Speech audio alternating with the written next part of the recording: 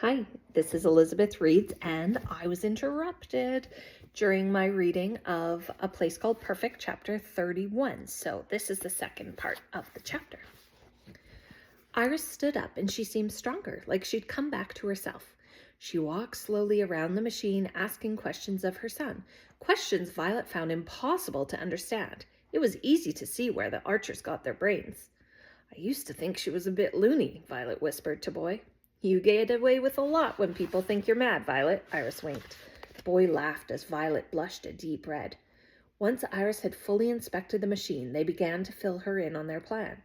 We have Billy Bobbins and Madeline Nunn's imaginations here, Boy said, passing the jars to Iris to inspect. They live at the top of this street. I live 2 doors down from Billy, Anna said, stepping forward. Well, I mean my mam does. I used to. I remember you, pet, Iris replied, pulling the little girl onto her knee. Anna Nunn. They took you about a year ago, didn't they? The girl nodded and began to cry. We're hoping their families will be able to see them now, Violet said. We put William's potion into the archer's tea. Everyone will be drinking it this morning, and if it works, they'll be able to see again. They won't recognize No Man Landers straight away, though, not until we give them back their imaginations. Then Mam will know me, you promised, Anna said, looking straight at Boy. Can you bring Madeline and Billy here? William asked Iris. Then we can zap them with the reimaginator. They'll recognize their children, they'll believe us, and join the revolution. Iris smiled. Exactly, William replied. Then we'll bring them to No Man's Land to convince the people there and build an army. I'll try my best, Iris said, but people around here think I'm mad. I haven't spoken to either of them in as long as I can remember. I can't see how they'll follow me. Tell them Edward and George want to meet them, Boy said suddenly. I bet they'll come here for that. Everybody loves the archers, and people in Perfect believe anything you tell them. They discussed the plan as Iris made everyone breakfast. When it was decided sufficient time had passed for all of Perfect to have consumed their first brew of the new tea, Iris left her home on a mission.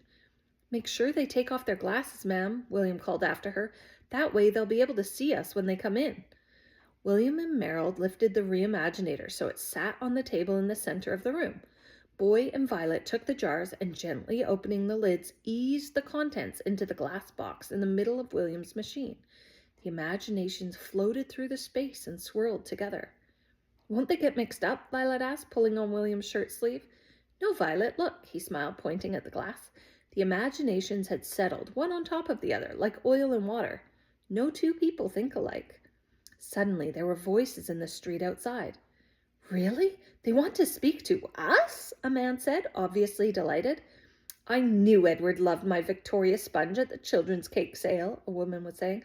I saw it on his face. He won't mind calling him Edward, will he, now that we're friends?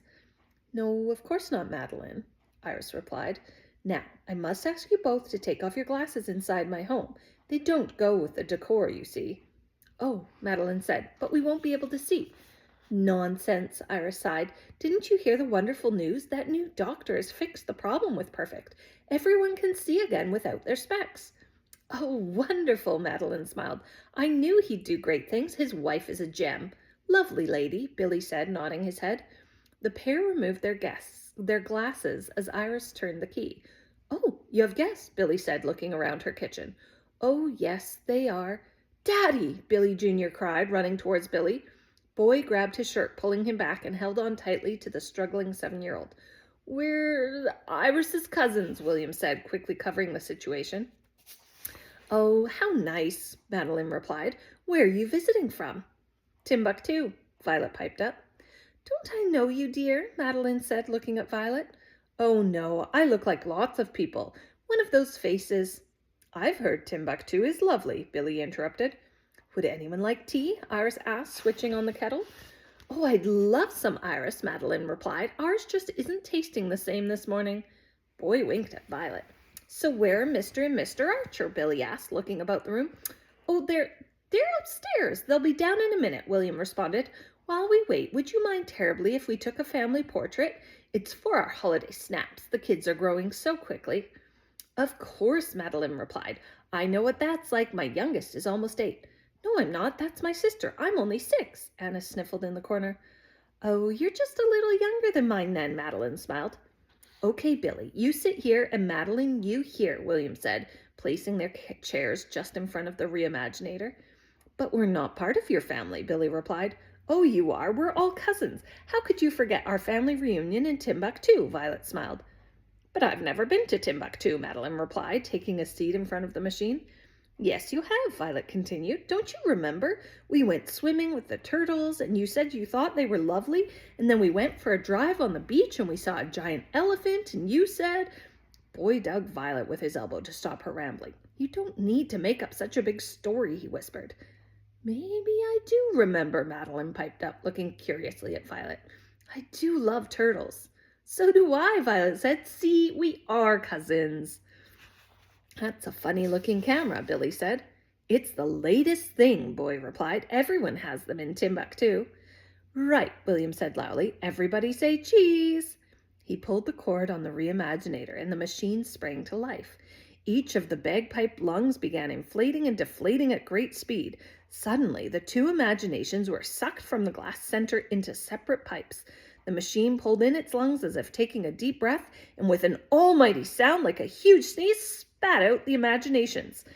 The greenish one flew to Billy Bobbin's nose, and the brownish one to Madeline Nunn's. The pair sat frozen in terror as separate strains of colored gas shot up their nostrils. Immediately, their eyes shut and their heads fell forward. Billy slipped right down onto the floor while Madeline slumped to the side, resting her head on the table. "Will Mam be okay?" Anna stuttered, grabbing Violet's hand. Suddenly, both Madeline and Billy began to snore. "What's happening?" Violet asked William, trying not to sound anxious. "I'm not entirely sure, Violet," he answered with a smile. "I've never been able to test the machine properly before with real subjects. But I trust the science. Billy and Madeline are simply readjusting. The imagination is at its strongest when we're asleep. That's why dreams are so real. Their brains are simply rebooting. It's a wondrous thing, the human body." The snoring stopped as quickly as it had started, and both Billy and Madeline suddenly opened their eyes. "Where am I?" Madeline asked, sitting upright. "What happened?" "Ma'am," Anna said, jumping from her seat and running to her mother's side. "Anna?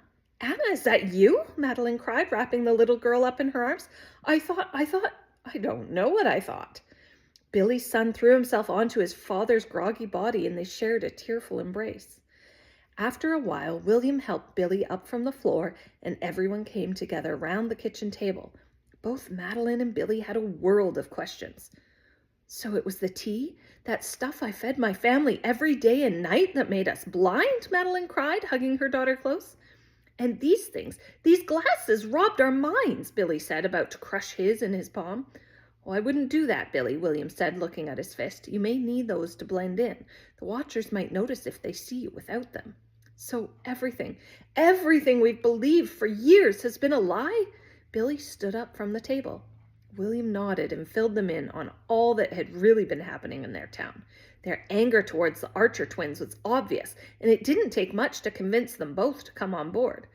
"So, what do you need us to do?" Madeline asked. "Well, we're trying to build an army," William said. "We need you to come with us to No Man's Land and show everyone that our plan works. If they know there's a way to get their families back, the people of No Man's Land will fight." "And what about the perfectionists?" Billy asked. "The more of us you can change here, the more people you'll have on your side, right?" William looked at Boy and Violet, then over at Meryl. "We could bring some more imaginations and change people here in Iris's," Boy said. "Yes, it is working well," William replied, more to himself than anyone. "So maybe we should just keep going as long as we don't arouse suspicion." "I could get more people to come here," Madeline spoke up. "I'm on almost every committee in town. I know everyone. The watchers won't suspect a thing if I'm seen socializing on our streets. Some days all I ever do is drink tea and gossip." "And I will go over to No Man's Land if you can arrange a meeting," Billy added. "At least some of the No Man's Landers will know me, and they'll see my story is true. I'm sure I can convince people to join the uprising." "Sounds like a plan," Boy said. "I'll take you into No Man's Land. Then I'll come back here with some more orphans and their jars." "I'm coming with you, Boy," Violet said. "I'm not standing around here doing nothing." Meryl looked at Billy. "I'll go too. I'll be your best shot for setting up the meeting. The No Man's Landers think the rest of you are mad." He laughed, glancing around at his companions. "Maybe we should start getting the rest of the imaginations from the twins' storeroom too," William added. "Can you organize some orphans to do that, Boy, just so they're safe? If my brothers get wind of our plot, they'll hide them all and we might never find the imaginations again. Boy nodded. Lunchtime was approaching as Madeline Nunn left Iris Archer's house, leading for Edward Street.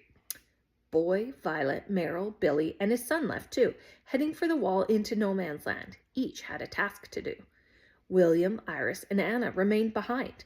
Anna sat on Iris's knee, and as the old lady told her stories of Adequate, the town that used to be, William beat an incessant path to the window, watching the avenue for signs of trouble.